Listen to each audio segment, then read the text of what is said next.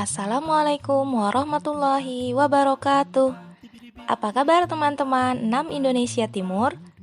Semoga Allah senantiasa memberikan teman-teman kasih sayang dan rahmatnya, sehingga teman-teman masih bersemangat untuk menuntut ilmu hari ini. Yuk kita mengamati keberagaman. Oke, teman-teman silahkan menonton tautan video yang sudah disediakan pada Google Classroom. Nah, bagi teman-teman yang sudah menonton, kita bisa rangkum materi dari Seri Budaya Kepulauan Riau yang ada pada video tersebut. Yang pertama, posisi wilayah, ibu kota, makanan, ikon kota, permainan, tarian, pakaian, dan rumah adat. Jadi, beberapa informasi tentang Seri Budaya ada pada video tersebut dan kita sudah rangkumkan di sini. Nah, tantangan berikutnya adalah memindahkan informasi ini kepada bentuk sebuah laporan hasil pengamatan. Yuk, kita coba. Seperti biasa, tentu kita buat dulu kopnya, laporan hasil pengamatan. Hal pertama yang perlu teman-teman cantumkan adalah nama pengamat. Siapa yang mengamati? Di sini Bu Mega ambil contohnya adalah Bu Mega sendiri. Jadi, kita perlu menuliskan nama pengamatnya. Jika ada 2 orang pengamat, berarti yang dituliskan adalah nama 2 orang. Begitupun seterusnya. Hal yang kedua yang perlu ada adalah lokasi pengamatan. Berdasarkan video tersebut, Bu Mega mengamati lokasinya adalah Kepulauan Riau. Hal berikutnya yang perlu ada yaitu waktu pengamatan. Ketika Bu Mega mengamati video tersebut, waktunya adalah pada hari Senin 8 Februari 2021. Berikutnya, objek yang diamati atau objek pengamatan. Di sana Bu Mega mengamati rumah adat, pakaian adat, berarti itu disimpulkan menjadi kebudayaan. Apakah boleh objek pengamatannya lebih dari 1? Tentu saja boleh teman-teman. Kemudian hasil pengamatan. Di sini Bu Mega cantumkan kembali judul yang lebih khusus yaitu Kebudayaan Kepulauan Riau. Nah, pada hasil pengamatan inilah informasi-informasi yang teman-teman peroleh tadi dirangkum semuanya. Jika teman-teman bisa langsung menuliskan informasi tersebut, itu lebih baik. Namun, jika teman-teman masih kesulitan, teman-teman bisa melakukannya berdasarkan pertanyaan-pertanyaan yang ada.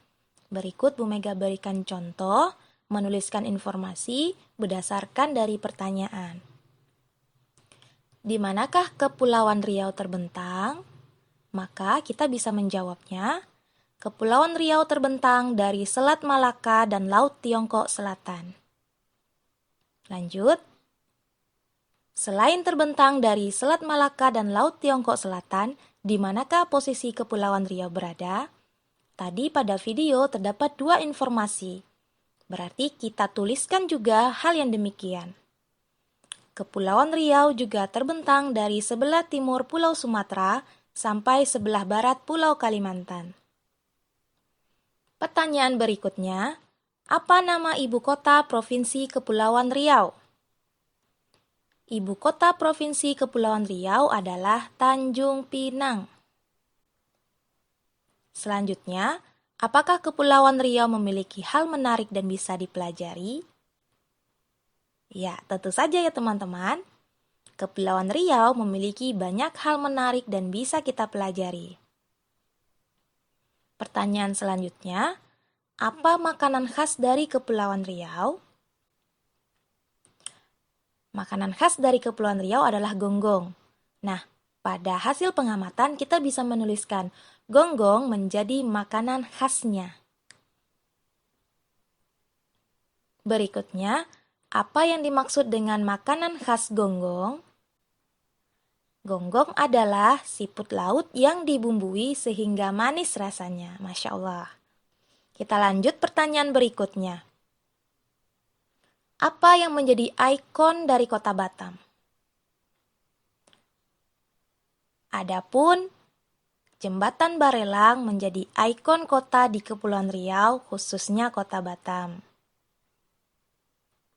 Lanjut, apa nama tarian dari Kepulauan Riau? Tarian yang terkenal di Kepulauan Riau adalah tarian Zapin. Kita lanjut lagi, apa nama permainan tradisional dari Kepulauan Riau? Sedangkan nama permainan tradisional di Kepulauan Riau adalah perahu jong. Berikutnya, apa nama pakaian adat dari Kepulauan Riau? Pakaian adat dari daerah Kepulauan Riau bernama teluk belanga untuk laki-laki dan pakaian kebaya labuh untuk perempuan. Pertanyaan berikutnya, apa nama rumah adat dari Kepulauan Riau? Nama rumah adat dari Kepulauan Riau bernama Belah Bubung. Lanjut, apa suku mayoritas yang mendiami Kepulauan Riau? Benar, mayoritas penduduk atau suku yang ada di Kepulauan Riau adalah orang Melayu. Dan dapat kita simpulkan, sehingga kebudayaan orang Melayu sehingga kebudayaan yang ada di Kepulauan Riau banyak dipengaruhi oleh kebudayaan Melayu. Masya Allah, ternyata berdasarkan video yang kita amati, kita memperoleh berbagai informasi, lalu kita bisa menuangkannya pada laporan hasil pengamatan. Nah, laporan hasil pengamatan kita sudah selesai teman-teman. Ingat sekali lagi, jika teman-teman bisa langsung menuliskan hasil pengamatan, silahkan. Namun, jika teman-teman masih dalam kesulitan untuk menuliskan hasil pengamatan, buatlah pertanyaan untuk membantu hasil pengamatan tersebut. Nah, tadi kita sudah belajar laporan hasil pengamatan. Lalu, apa itu laporan hasil pengamatan? Benar sekali, teks yang berisi informasi. Informasi dari pengamatan atau penelitian yang kita lakukan. Berarti ini harus secara fakta, teman-teman. Dan sesuai dengan pengertiannya, berarti laporan hasil pengamatan ini bertujuan untuk melaporkan sebuah informasi kepada pembaca berdasarkan hasil pengamatan atau penelitian yang kita lakukan. Pengamatan atau penelitian itu banyak ya teman-teman ya. Kita bisa mengamati tumbuhan, hewan, ataupun kita membuat atau mengamati suatu perjalanan dan kunjungan ke suatu tempat. Nah, apa saja struktur dari teks laporan hasil pengamatan? Yang pertama tentunya informasi umum. Berisi gambaran secara umum teman-teman ingin melaporkan tentang apa. Kemudian kumpulan fakta. Nah, di sini teman-teman, apa yang teman-teman amati, itulah yang dituliskan berdasarkan fakta. Terakhir, kesimpulan. Teman-teman bisa menyimpulkan dari hasil pengamatan yang teman-teman amati sebelumnya. Teks laporan hasil pengamatan juga memiliki ciri-ciri teman-teman. Yang pertama, kita membahas suatu objek atau konsep. Dari objek yang kita bahas, kita tuliskan berdasarkan fakta yang ada di lapangan, sesuai yang kita amati. Kemudian, kita tulis hasilnya bersifat objektif. Objektif ini berdasarkan hasil keadaan yang sebenarnya, tanpa dipengaruhi pandangan pribadi. Terakhir, ketika sudah mendapatkan objek yang dibahas, kita amati berdasarkan fakta dan ditulis berdasarkan secara objektif, lalu teman-teman bisa menambahkan sajiannya dengan menarik, jelas, dan logis. Nah, ini tadi yang sudah kita bahas juga teman-teman. Ternyata laporan hasil pengamatan itu memiliki beberapa bagian. Apa saja bagiannya? Betul, ada judul pengamatan, kemudian nama pengamat atau orang yang mengamati, kemudian lokasi pengamatannya di mana, waktu pengamatan, kapan teman-teman melakukan penelitian, kemudian objek yang diamati, terakhir adalah menuliskan hasil pengamatan. Nah, berikut kita melihat kata kunci langkah menyajikan laporan. Ada 4 saja. Yang pertama tentu teman-teman harus menentukan topik terlebih dahulu. Teman-teman ingin membahas atau menggali objek apa. Kemudian setelah teman-teman menentukan topik, teman-teman tentukan rencana kegiatannya. Teman-teman akan membahas objek dari segi bagaimananya, apakah dari segi manfaat, apakah dari segi akibat. Teman-teman tentukan rencana kegiatan.